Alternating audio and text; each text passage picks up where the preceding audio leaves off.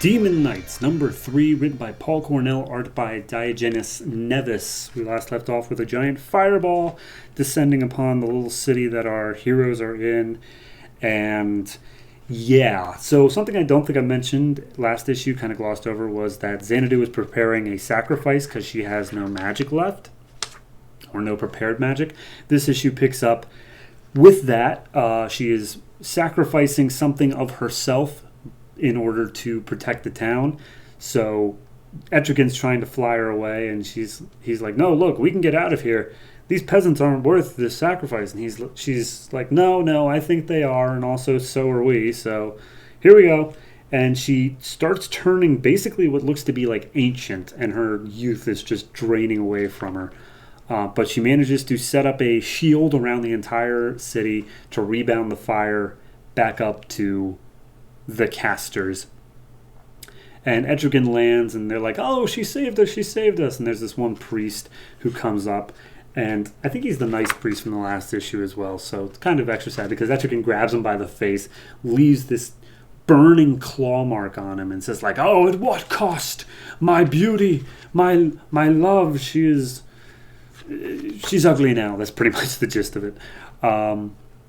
Shining Knight comes down, and their horse is on fire.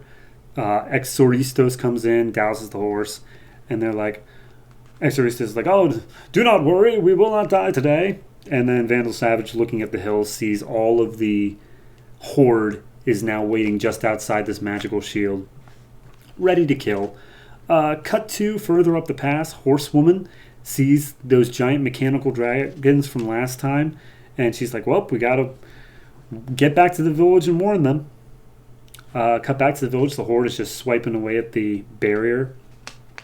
And as it turns out, the barrier will hold pretty much right up until sunset. And then it's going to drop. And she manages to say that she gave up her health and lost many years of her long life in order to do this. But it is a perfect barrier. Nothing could possibly get in, except for Horsewoman. Because Horsewoman just prances right in and be like, anyway, yeah, the horde is here, and also there are mechanical dragons coming up behind them, so we need a plan. And Vandal Savage basically is like, oh, well, I mean, it basically looks like we're all going to die, so may as well put up a fight. So he plans on training a couple of the villagers in order to fight. Cut to the evil queen, and they're seeing that Vandal Savage is among the people, and they're like, hey, Vandal Savage is going to be a problem. We need something to deal with him. Also, who cast that magical shield spell? And Mordru's like, oh, that was someone named Madame Xanadu, but I'm pretty sure she's off the table right now. Cut back to Madame Xanadu. Etrigan's telling her, like, hey, look, I'm pretty much out of time. I'm going to have to turn it back into Jason Blood. Promise me you won't die. And she's like, yes, don't worry. We'll all be fine. So he turns back into Jason, and Jason immediately comes back. He's like, oh my god, that was awful. I couldn't imagine anything worse. Wow, you look bad. And Xanadu's like, oh, my dearest Jason, I'm so happy that demon is gone. And it cuts to Shining Knight and Exoristos being like, wow, she gives women like us a bad name, huh? And Shining Knight's like, what do you mean, us? And Exoristos is like, are you kidding me? So apparently I still don't know if he has a name. Hold on. I got it. It's on the back. Al-Jabir. Got it. Al-Jabir is building a siege weapon in order to try to give them a good chance. One of the villagers who was like going to sell them out to the evil queen, or to the horde, was like, you're only making things harder for us. Let us surrender and everything would be fine. And Al-Jabir's like, okay, nobody was going to survive that fire from the sky. Why do you think they want you alive? And he's like, don't touch me.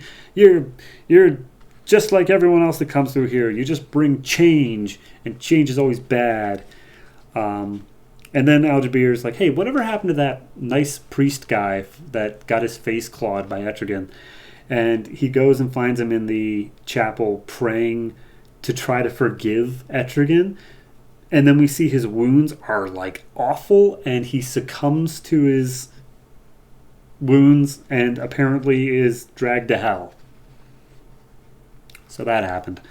Meanwhile, we cut back. Sun's about to set. Vandal Savages is like, well, you're all pretty much awful and not going to be able to do anything, but wow, you've really made this a fun day. Then we see how it's just a little bit of character development for Horsewoman, apparently, because she refuses to ever dismount her horse and help anyone. And then we get a little bit for Exoristos, where a young villager girl is like, hey, are you from, are you giantess? Do you have a load of girls who are all like you? And they just get talking. And basically Exoristos is like, look, little girl, do you want to take part in this fight? And they're like, yeah, but I'm supposed to be like a maiden or something when I grow up. I was like, screw that, be a knight. In fact, you know what? I bet you could help us.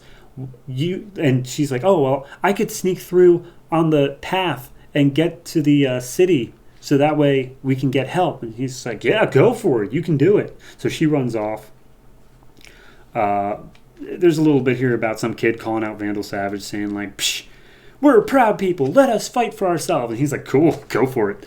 And then we get something about Shining Knight and how they're here because of a quest, because of a vision, and there's something deep in the story of the world, blah, blah, blah. They're here because it's like an adventure, I guess. So anyway, the leader of the Horde calls over their barrier, which is now descending, and they're like, hey, so here's the deal. I'm going to show you exactly what I'm going to do to you on this little spy we captured. And it's the girl who Exoristos said, yeah, go ahead.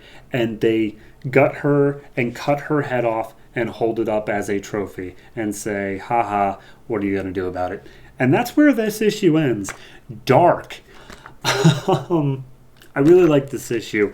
I'm not so fond of them sitting around like just giving character development to everybody. Like,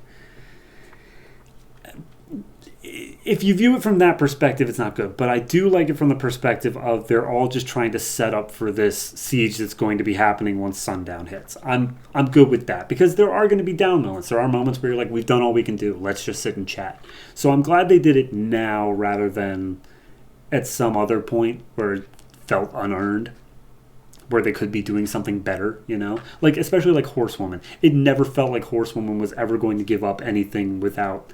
Because she's just always like, let's go, horse, we're out of here. But now she's trapped here for whatever reason. So she's forced to at least make conversation. Art, always fantastic. Have no qualms with that. So yeah, overall, decent issue. I'm going to go ahead and give it a 7. I think it has room to improve, but it is definitely a solid read throughout.